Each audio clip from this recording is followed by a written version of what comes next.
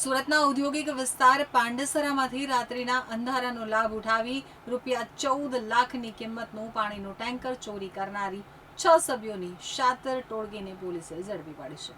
પકડાયેલા આરોપીઓની પ્રોફાઇલ તપાસતા સામે આવ્યું કે તેઓ સામાન્ય મજૂરી, ગેસ ડિલિવરી અને ડ્રાઇવિંગ જેવા વ્યવસાયો સાથે સંકળાયેલા હતા.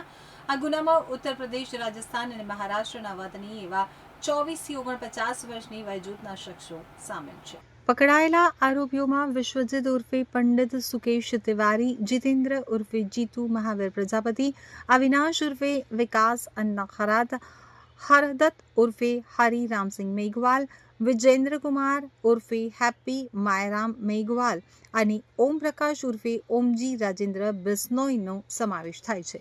પાંડેસરા વિસ્તારમાંથી રાત્રિના સમયે ચોરી થયેલા ટાટા કંપનીના વિશાળ પાણીના ટેન્કર અંગે પોલીસને ફરિયાદ મળતા જ તપાસનો ધમધમાટ શરૂ કરવામાં આવ્યો હતો.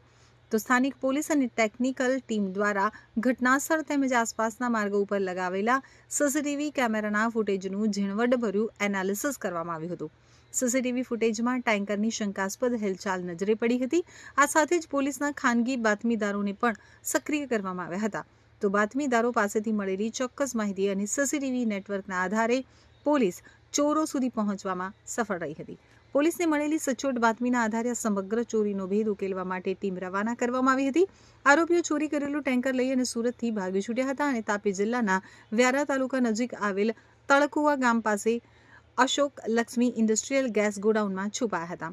પોલીસે વ્યારા, તાપી જિલ્લામાંથી દરોડો પાડી 6 આરોપીઓને કોર્ડન કરી સફળતાપૂર્વક ઝડપી પાડ્યા હતા.